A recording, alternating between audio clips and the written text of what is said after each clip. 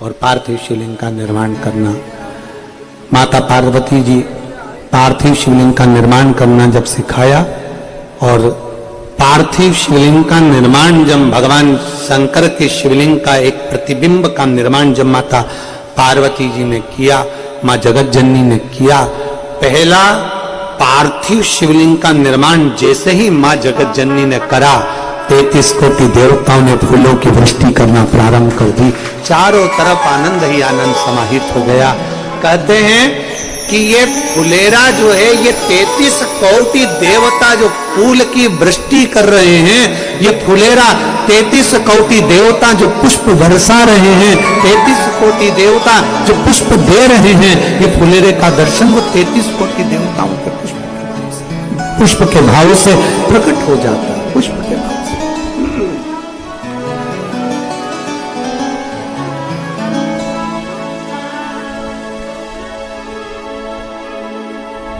शिवलिंग का निर्माण किया,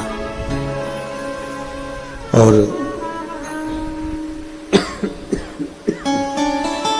शिवलिंग का निर्माण करा गया। भगवान नारायण देखते रहे, भगवान नारायण देखते रहे, भगवान नारायण की दृष्टि देख रहे।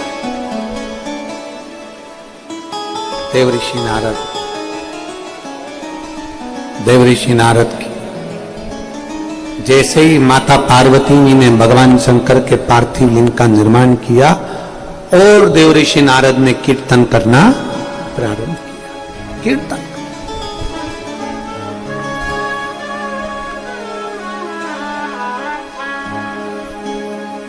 पार्वती जी पहली बार पार्थिव शिवलिंग का निर्माण करी और उसको देखकर स्तुप्त हो गए। उनकी 2 सहेलियां उनके साथ में हैं, देख रही हैं, स्तुप्त है, देख रही है, बोल कुछ नहीं रही है।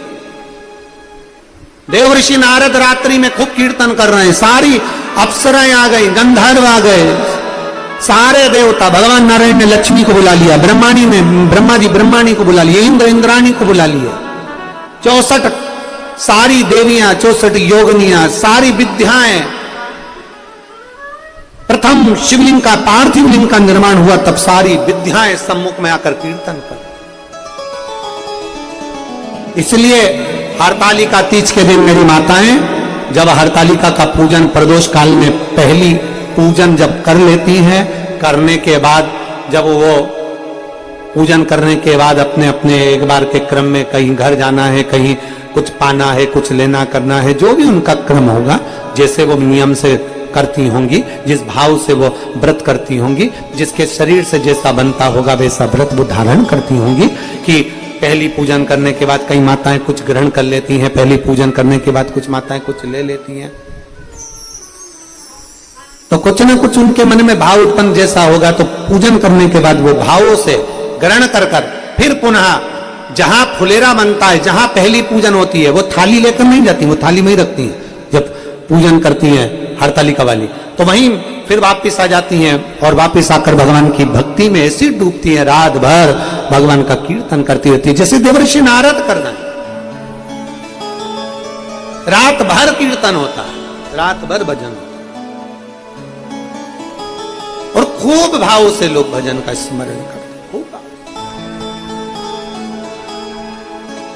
भगवान शिव की कथा कर, पार्वती जी की सखियां देख रही हैं, और पार्वती जी स्तब्ध होकर भगवान शंकर की ओर निहार रही, भगवान शिव की ओर देख रहे। देवता पुष्पों की वृष्टि कर रहे हैं, गंधर्व गान कर रहे हैं, अप्सराएं नृत्य कर रहे हैं। प्रतिदिन पार्वती जी को यह नहीं मालूम था कि आज हस्त नक्षत्र है, भादों का महीना है,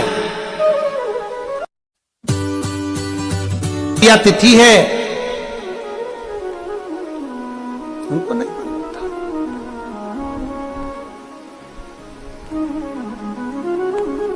सुंदर शुक्ल पक्ष है, उनको नहीं मालूम था। वो तो भगवान की सेवा में तब साधना में इतनी डूबी थी कि उनको कुछ ज्ञात ही नहीं था, पर देवताओं ने सहयोग प्रदान करा। अचानक अगर फुलेरा, अचानक अगर पार्थिव, अचानक अगर आपके घर में बन रहा है, आज भूलवश हरतालिका के दिन भूलवश आप शंकर के शिवालय तक पहुंच गए हो, तो कहीं समझना कि शिव की बड़ी कृपा हुई है, शंकर की बड़ी कृपा। मेरे भोलेनाथ ने बड़ी दया कर दी, मेरे शंकर भगवान ने बड़ी करुणा कर दी, मेरे शंकर ने बड़ी कृपा करी है, बड़ी दया करी है, मेरे शिव ने बड़ी कृपा करी। और पूजन हुई। क्या चढ़ाए मां पार्वती? सखियां गई,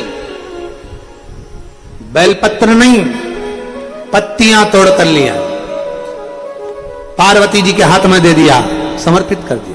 7 वृक्ष की पत्तियां माता पार्वती की सखियां लेकर आई, माता पार्वती जी को दिया, समर्पित कर दिया। दौड़कर जल लाई, पार्वती जी को दिया, जल समर्पित कर दिया। और बड़े भाव से श्रवण कर रही, आनंद के साथ भगवान नारायण, भगवान विष्णु, भगवान नारायण बड़े भाव के साथ में पार्वती जी को भगवान शंकर के पार्थिव लिंग पूजन का महत्व समझा रहे हैं।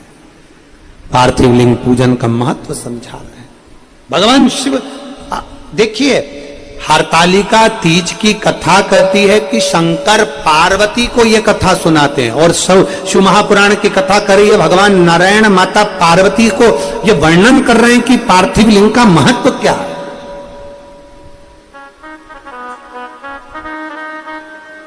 जब पार्वती जी भगवान शंकर के करीब में विराजमान हो गई, जब उनकी पत्नी हो गई, अर्धांगिनी हो गई, उनके बाजू में जाकर वाम अंग पर विराजमान हो गई, तब शिव जी ने कहा, पार्वती तुम मुझे कैसे प्राप्त करिए? तुम्हें मालूम है तुमने कितना तप साधना करा, तुमने कितना व्रत किया, तुमने क्या करा?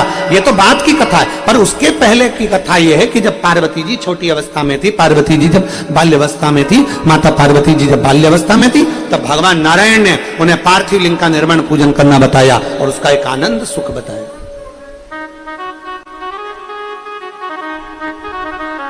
आनंद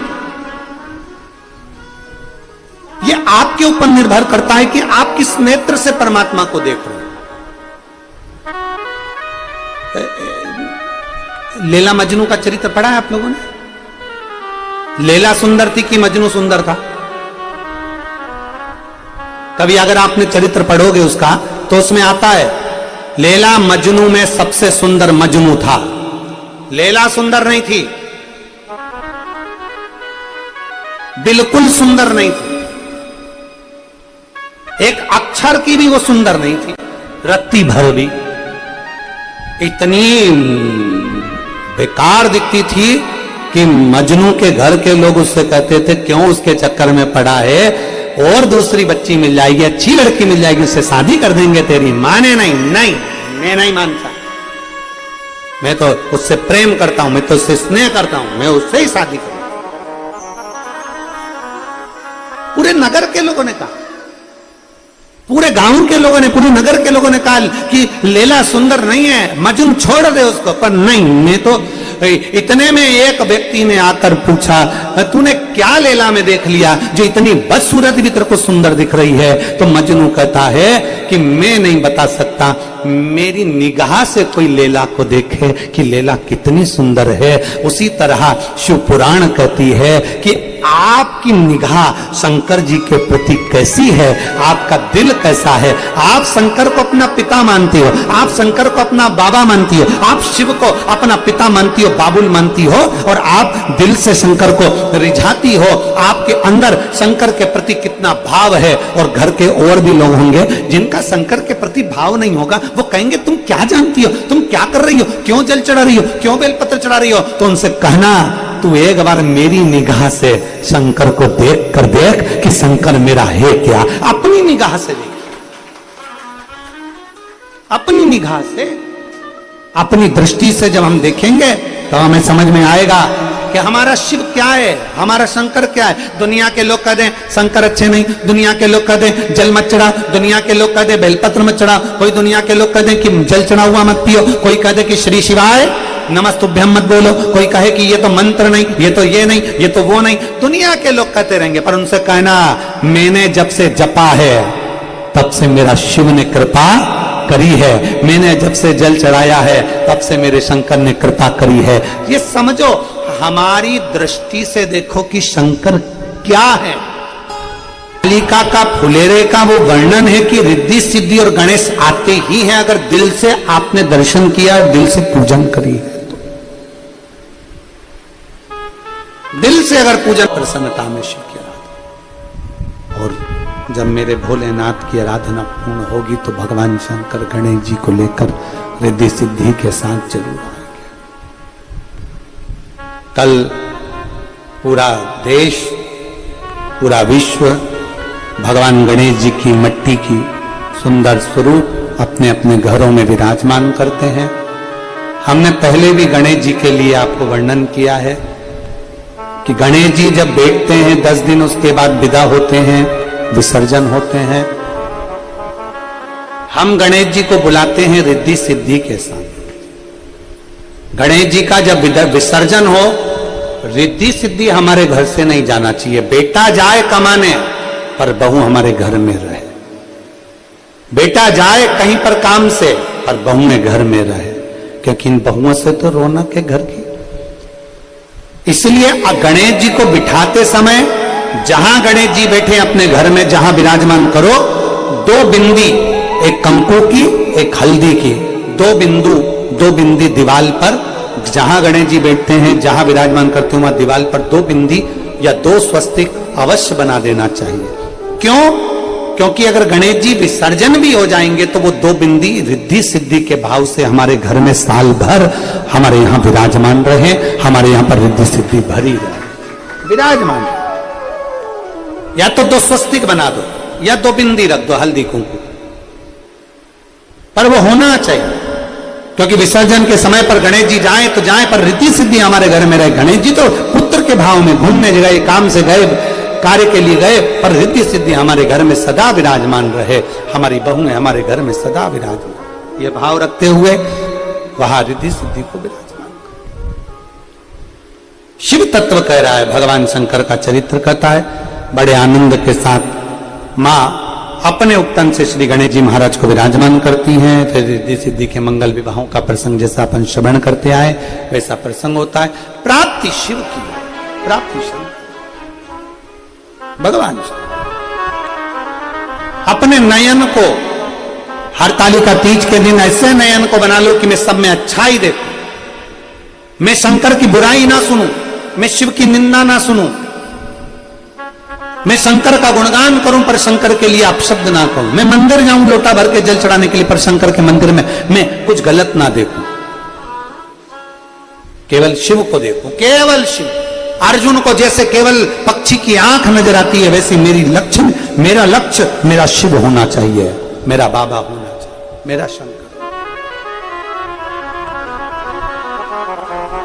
और सारी समस्या का हल एक लोटा जल, बोल बम का नारा है, बाबा एक सहारा है।